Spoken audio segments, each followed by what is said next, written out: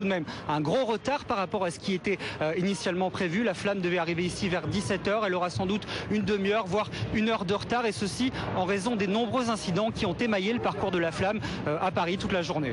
On voit en ce moment cet impressionnant cordon de policiers qui est autour du stade. Jérôme, quelle cérémonie est prévue au stade Charletti si tant est qu'il n'y a pas de modification encore du programme ? Alors pour l'instant, pas de modification prévue. Ça va se passer sur le parvis du stade. C'est la championne française Amélie Cazé qui va arriver tout à l'heure en portant la flamme. Elle sera entourée par une classe d'élèves de CN2. Il y aura ensuite un spectacle avec des dragons chinois ici sur le parvis du stade Charletti. Et puis ce sera le temps des discours avec notamment Jean-Claude Killy, un des membres du comité international olympique. Il y aura également un représentant de la mairie de Paris. Pour l'instant, on ne sait pas qui c'est. Et puis un représentant du comité d'organisation de ces Jeux olympiques. Voilà ce qu'on pouvait dire ici pour le moment, et je vous le rappelle, la flamme n'est pas encore arrivée, mais elle devrait arriver d'une minute à l'autre ici au stade Charletti au terme de son parcours.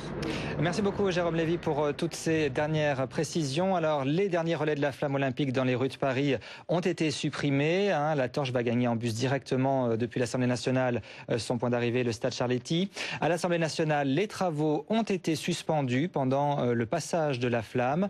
Une banderole a été accrochée à côté des marches du Palais Bourbon. Une quarantaine de députés de tous les groupes politiques ont manifesté en faveur du Tibet. Ils arboraient leur écharpe tricolore. Tous scandaient « Liberté pour le Tibet » avant d'entonner la Marseillaise. Et parmi eux, Noël Mamère qui a lancé un appel à Nicolas Sarkozy.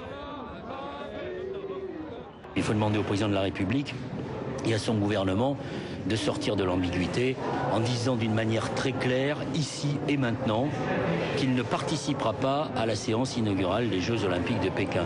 Faut-il qu'il attende encore d'autres massacres, d'autres morts et d'autres arrestations ? Propos recueillis par Damien Fleureau et Anne-Laure Cahen. Le parcours de la flamme a donc été très largement modifié sur décision des organisateurs chinois.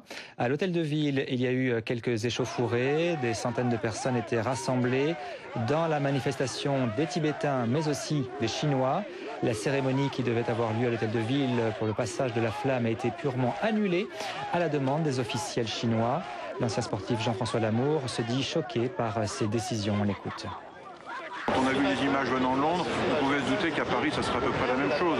Voilà, c'est terrible, cela ne représente rien, en tout cas pas l'Olympisme, les sportifs ont été à leur place, mais il semble effectivement que cette surenchère permanente nous amène malheureusement à assister à cette vision totalement absurde et irrationnelle de voir un quart nous passer devant sans s'arrêter là où c'était prévu. Paris est humilié aujourd'hui. Moi je suis très choqué, je vous cache pas. Moi qui ai vécu et qui me suis construit par l'Olympisme, j'aurais bien aimé que, encore une fois, quels que soient les problèmes, que je comprends parfaitement, que je vis tout autant que n'importe quel citoyen français, je pense qu'il aurait été bien que cette flamme traverse. Et que les gens expriment leur colère, leurs inquiétudes, mais que cette flamme traverse Paris. Il n'y a aucune raison qu'on ne la laisse pas traverser Paris. Et on retourne tout de suite au stade Charletti. La flamme olympique vient d'arriver à l'instant. Vous le voyez, c'est vraiment le terminus pour cette flamme qui est montée sur une estrade. Jean-Claude Killy est présent. La flamme est allumée sur cette vasque. Nous sommes en direct du stade Charletti. Un parcours très chaotique qui se termine aujourd'hui pour Paris. La flamme partira dès ce soir pour San Francisco. On voit beaucoup d'applaudissements, aussi des décorations chinoises avec ce dragon en bas de l'écran. On va peut-être écouter des déclarations de ces personnes qui sont à la tribune.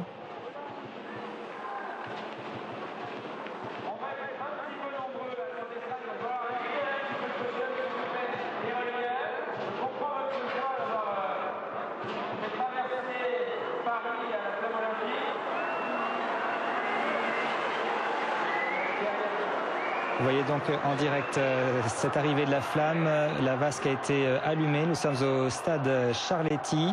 Tout a commencé à 12h30 avec un parcours semé d'embûches. La flamme a été mise 2 fois à l'abri à l'intérieur d'un bus, étant donné le nombre de manifestants qui étaient autour du cortège, malgré toute la présence des policiers. Elle a été éteinte une fois pour des raisons techniques, c'est ce que nous a précisé la préfecture tout à l'heure.